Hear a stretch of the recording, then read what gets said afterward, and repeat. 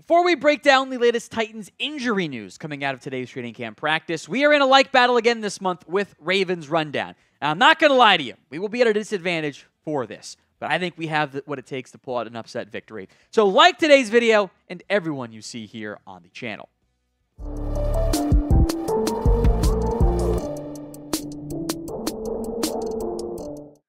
Let's get into some Titans injury news, beginning with the big one. That is DeAndre Hopkins. Now, we did break this down in a short when the news first happened, but he is set to miss an estimated 4 to 6 weeks with a still somewhat undisclosed knee injury, like the details of like what exactly happened, what it is, that he suffered in training camp. And that 4 to 6 week timeline is noteworthy because it puts his week 1 status in doubt. If he misses around 4 weeks, he could be back out there for week 1 of the NFL season.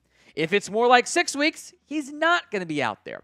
On the bright side, it does sound like this knee injury wasn't as bad as it could have been. Here's what head coach Brian Callahan told media on the Hopkins injury. It is not a surgical issue. So the timeline could vary on those injuries. So it will be a few weeks probably until he's back and ready to roll. Tennessee has a balancing act here that they need to find a way to figure out. Because you want Hopkins out there. You want to win games. These are competitors. Even in a year that I think is geared more towards first year for Brian Callahan, you're retooling a little bit. You want to switch having Will Levis.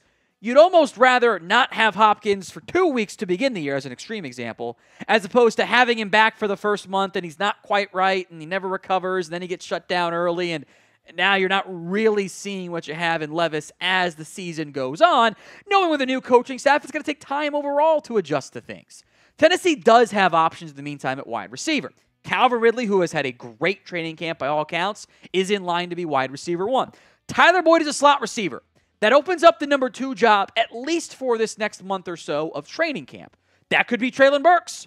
He has a real opportunity now to live up to the first-round expectation. He's probably never going to get there, but at least take a big-time step forward. Nick Westbrook-Ikhine, he just keeps sticking around somehow. He's always hanging around, involved at receiver 3, receiver 4, whatever.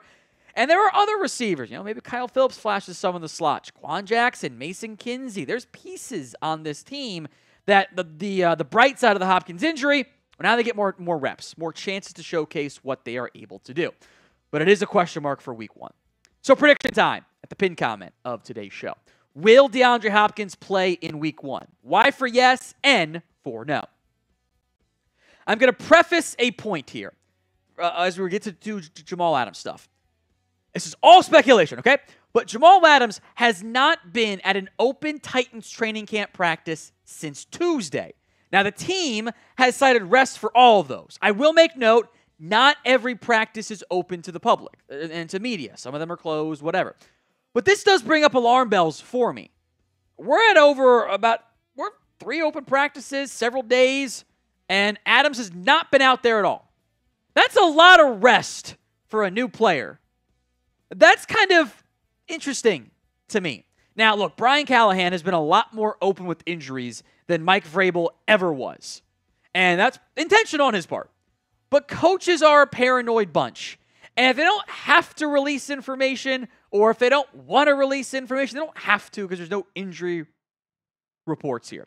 But I just wonder if there is something more going on here with Jamal Adams, because I get he's a veteran. It's a lot of rest in a row.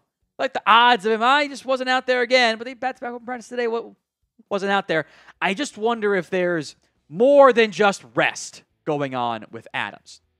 So are you buying my conspiracy theory or are you out? Do you think Jamal Adams is hurt? H for he's hurt, R for he's just resting. Let me know in the comments section of today's show. Now, Adams has missed a lot of time over the years, and that is probably something we should consider. And maybe it's something similar to L'Jarius Sneed, who we'll get back to here, or we'll get to in a little bit, I should say, where it's not just rest. There is some management of something that's going on. And he played 9 games in 2023, a game in 2022, 12 in 2021 and 2020. He has not been a healthy football player. So I think it's worth at least mentioning, I think, of, hey, what's up there with Adams? In the meantime, Amani Hooker, Elijah Molden remain your top 2 seeds, which was going to be the case anyway with Adams. Means more chances for Mike Brown, for other young guys like Michael Jackson, who's had a pretty good training camp, by the way, as well. Or Matthew Jackson, excuse me. So I'm just going to monitor this one because I am curious. Now, today's show is made possible by Game Time. Game Time is the only ticketing app that gives you complete peace of mind with your purchase. You can see the view from your seat. They've got all-in pricing to show your total cost up front. You can buy tickets in seconds with just 2 taps. There are so many ways to save money on tickets, no matter when you buy or for what event you buy. NFL, college football, MLB games if there's, one near you, minor league baseball games. Keep an eye out for the zone deals. That's my favorite feature on the Game Time app. You pick the section, Game Time picks the seats. You get big time savings in the process because does it matter if you're in seat 7 or seat 17? I certainly do not think so. So download the Game Time app today, create your account, and use code CHATSPORTS for $20 off your first purchase. Terms do apply. But again, create your account and redeem code CHATSPORTS, CHATSPORTS, for $20 off. Download Game Time today for last-minute tickets and the lowest price, all guaranteed. As hoped, by the way, Tennessee did activate Nicholas Petit-Frere from the PUP list on Friday. This will be a ramp-up process. He's going to continue to split time with the other offensive tackles fighting for that right tackle job, Jalen Duncan, etc. And there will be some rust to knock off since he missed so much of the offseason. MPF barely played last year, by the way. I'm glad he is out there because, to be quite honest, he needs it. He needs those reps. He missed too much time last year. He's missed too much time so far. It's a new coaching staff. You're a young player. It's really hard to get better when you're just rehabbing. You see that time and time again with young players. I think that impacted Treylon Burks to an extent, by the way, with all his conditioning issues in year one in Tennessee. MPF was bad last year. Got to hold off Duncan. Got to hold off John Ojukwu out of Boise State.